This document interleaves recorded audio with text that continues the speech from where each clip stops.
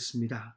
본문은 베드로전서 1장 1절에서 9절까지 말씀이고 제목은 어떻게 살아야 하는가 첫 번째 말씀입니다.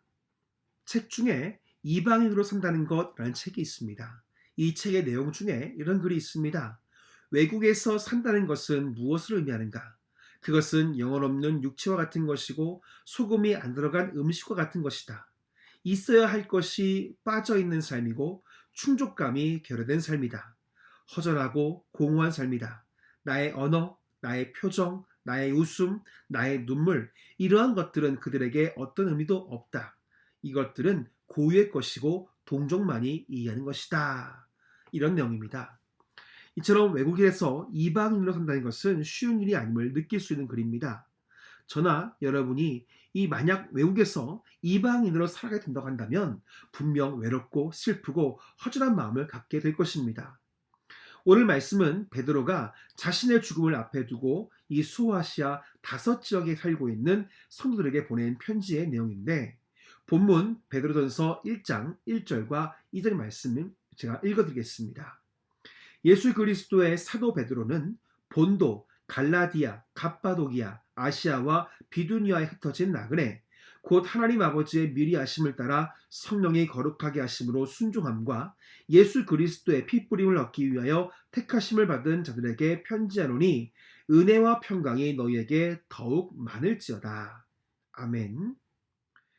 베드로가 이 편지를 쓰고 있는 대상들을 본문에서는 흩어진 나그네라고 표현하고 있습니다. 흩어진 나그네란 바로 디아스포라 유대인들을 가리키는 말입니다. 베드로는 디아스포라 유대인의 삶이 어떤 것인지를 너무나 잘 알고 있었습니다. 예수님이 승천하시고 난 후 AD 70년에 로마 티투스 장군에 의해서 이스라엘은 망했고 예루살렘과 예루살렘 성은 완전히 무너져 버렸습니다. 이 일로 인해서 많은 유대인들이 여러 나라로 흩어지게 되는데 그 중에서 예수님을 믿고 따르던 유대인들이 있었는데 그들 역시 여러 나라 여러 지역으로 흩어져서 교회를 만들며 함께 모이게 되었습니다. 하지만 당시 디아스포라 유대인들은 로마 사람들 눈에 이방인일 뿐이었고 자신들이 모르는 다른 종교를 가진 낯선 이들에 불과했습니다.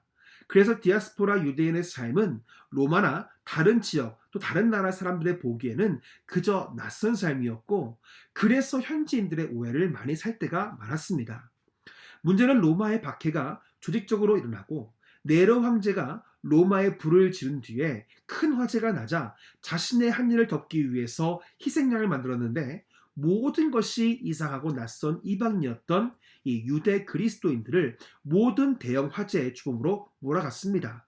이 일로 계기가 되어서 이 기독교인의 핍박이 본격적으로 이루어질 시대가 다가오자 베드로는 이 소아시아 5지역에 사는 유대인 그리스도인들을 위로하기 위해서 편을 든 것입니다. 해당 사람들이 우리 그리스도인들을 볼 때 여전히 낯설게 봅니다. 말로는 이해한다고 하지만 여전히 그리스도인들에 대한 오해가 많은 것을 봅니다. 예배 드리는 모습, 기도하는 모습, 교회에서 봉사하는 모습들을 보면서 이상하게 생각하는 사람들이 많이 있음을 보게 됩니다. 그래서 어떤 사람들의 눈에는 우리 그리스도인들이 미치광이처럼 보여지는 사람이 있는 반면에 또한 그리스도인들을 향한 따가운 시선과 이 무차별적인 언어폭력 또한 인터넷 악성 댓글로 인해서 예수를 믿은 지 얼마 안 된 사람들의 그 믿음과 마음이 흔들릴 때가 많은지를 보게 됩니다. 마찬가지로 베드로도 이 핍박으로 인해서 그들의 믿음이 흔들리고 내가 왜 예수를 믿어야 되지? 왜 내가 이런 핍박을 받아야 되지? 하면서 이 믿음이 무너져가는 사람들의 이야기를 듣게 되었을 때 가슴 아픈 마음으로 편지를 쓰게 된 것입니다. 그때나 지금이나 이런 상황 속에서 우리 그리스도인들을 어떻게 살아가야 될 것인가에 대한 의문점을 가져야 되는데 이 베드로가 이 보낸 편지의 내용을 통해서 그리스도인으로서 이 시대를 살아가는 우리에게 꼭 필요한 말씀이 있음을 배우기를 원합니다. 우리 함께 본문 베드로전서 1장 3절과 4절 말씀을 함께 보겠습니다. 우리 주 예수 그리스도의 아버지 하나님을 찬송하리로다. 그의 많으신 긍휼대로 예수 그리스도를 죽은 자 가운데서 부활하게 하심으로 말미암아 우리를 거듭나게 하사 산 소망이 있게 하시며 썩지 않고 더럽지 않고 쇠하지 아니하는 유업을 있게 하시나니 곧 너희를 위하여 하늘에 간직하신 것이라. 아멘. 성경 말씀을 보면 희망이라는 단어보다는 소망이라는 단어를 많이 쓰는 것을 볼 수 있습니다. 희망과 소망의 뜻은 비슷하지만 베드로는 소망에 대해서 본문 사전에서 말하기를 썩지 않고 쇠하지 않는 것이라고 말씀하고 있습니다. 즉 썩지 않고 더럽지 않고 쇠하지 않는 것을 기다리는 것이 바로 소망이다라고 베드로는 말하고 있습니다. 여러분, 예수 그리스도를 통한 구원, 부활, 그리고 천국이 무엇입니까? 바로 썩지 않고 쇠하지 않고 더럽지 않는 바로 그것입니다. 억만금을 우리가 있어도 그 억만금 역시 언젠가는 사라집니다. 하지만 구원과 부활, 천국은 영원히 사라지지 않습니다. 그렇기 때문에 예수 그리스도를 믿는 우리에게는 소망이 있음을 베드로가 말하고 있는 것입니다. 그래서 어느 복음송 가수는 이렇게 노래를 불렀습니다. 죄 많은 이 세상은 내 집 아니네. 내 모든 보아는 저 하늘에 있네. 저 천국문을 열고 나를 부르네. 나는 이 세상에 정들 수 없도다. 오 주님 같은 친구 없도다. 저 천국 없으면 나는 어떻게 하나. 저 천국 문을 열고 나를 부르네. 나는 이 세상에 정들 수 없도다. 오늘을 살아가는 우리 그리스도인들에게 베드로는 부활의 소망, 천국의 소망의 가치가 얼마나 큰지를 잘 말해주고 있습니다. 우리에게 오는 핍박과 고난, 오해와 뜻모를 비난이 와도 그것을 덮을 수 있는 확실한 소망이 우리에게 있기 때문에 근심하거나 믿음이 흔들릴 이유가 없다는 것입니다. 오늘 여러분 안에 영원한 산 소망이 있음을 믿으시고 모든 어려움 속에서도 기쁨으로 살아갈 수 있기를 간절히 소망합니다. 우리 함께 베드로전서 1장 7절 말씀을 함께 보겠습니다. 너희 믿음의 확신함은 불로 연단하여도 없어질 금보다 더 귀하여 예수 그리스도께서 나타나실 때에 칭찬과 영광과 존귀를 얻게 할 것이니라. 아멘. 미국 일리노이 주의 설리 웹 할머니가 계셨는데 관절이 안 좋아 제대로 걷지 못했습니다. 마당에서 문까지는 몇 개 안 되는 계단도 난간을 잡지 않으면 올라갈 수가 없었습니다. 하루는 이런 할머니의 모습을 보고 손녀가 안타까운 마음에 이런 말을 했습니다. 할머니, 운동을 시작해 보시는 게 어떻겠어요? 나이가 들어서 하는 운동도 효과가 있다네요. 그러자 할머니는 걷지도 못하는데 무슨 운동을 할 수 있겠니? 라고 거절했지만 손녀가 워낙 간곡히 부탁하는 동에 이 근처 헬스장에 등록하고 열심히 매일 운동을 나갔습니다. 물론 처음에는 아령을 들고 몸을 움직이는 것이 쉬운 일은 아니었지만 하루씩 지날수록 몸 상태가 놀랄 정도로 좋아졌고 2년이 지난 이 설리 할머니는 100kg의 바벨을 들어 올릴 정도로 몸 상태가 좋아졌습니다.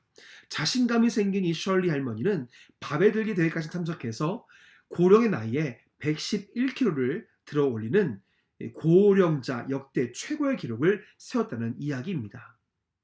베드로는 고난 중에 있었던 당시의 유대 그리스도인들에게 이 믿음의 연단이 얼마나 중요한지를 말씀하고 있습니다. 연단이라는 말은 헬라어로 도키마조라고 하는데 이 말은 대장장이가 금속을 담금질한다는 뜻에서 나온 것입니다.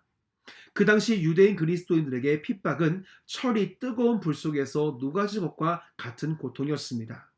철은 고통을 느끼지 않는 물질이지만 사람은 고통을 받으면 아픔을 느끼는 감각이 없습니다. 그렇기 때문에 어느 누구도 고통받는 것을 원하거나 좋아하는 사람은 없습니다. 하지만 베드로는 고통 속에서 믿음을 가지고 이겨낼 때에 더욱 단단하고 흔들리지 않는 믿음의 사람이 된다는 것입니다. 우리나라의 최고의 이 철강사인 이 포스코 회사의 홈페이지에 들어가면 철강을 만드는 이야기가 있습니다. 일반 철은 담금질을 하게 되면 나중에 망쳐졌을 때에 잘 부러진다고 합니다. 그래서 쉽게 부러지는데 이 망간이라는 물질이 있는데 철에 망간 0.1%를 넣어서 담금질을 하게 되면 쉽게 부러지지 않는 철강이 된다는 것입니다. 그래서 기차가 다니는 철로가 기차의 무게를 견디고 부러지지 않는 이유는 망간이 철 안에 들어있기 때문인 것입니다. 우리가 살아가는 인생의 무게는 너무나 무겁습니다. 거기에 온갖 고난과 아픔, 고통이 더해지면 이 인생의 무게는 더 무거워질 수밖에 없는 것입니다.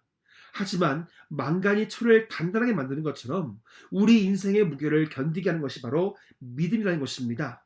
그래서 베드로는 믿음의 확실함은 불로 연단하여도 없어질 금보다 더욱 귀하다라고 이야기하고 있는 것입니다. 우리가 고난이라는 망치질을 맞게 되면 우리는 부서지게 되는 연약한 존재입니다. 그래서 오죽하면 성경은 사람들을 잘 깨어지는 토기에 비유했겠습니까? 그런데 우리가 잘 아는 욥이라는 사람이 그 모든 고난 속에서도 깨어지지 않았던 이유를 하나님을 믿는 믿음이었다고 고백하고 있습니다. 욥기 23장 8절부터 10절까지의 말씀입니다. 그런데 내가 앞으로 가도 그가 아니 계시고 뒤로 가도 보이지 아니하며 그가 왼쪽에서 일하시나 내가 만날 수 없고 그가 오른쪽으로 돌이키시나 배울 수 없구나. 그러나 내가 가는 길을 그가 아시나니 그가 나를 단련하신 후에는 내가 순금같이 되어 나오리라. 아멘.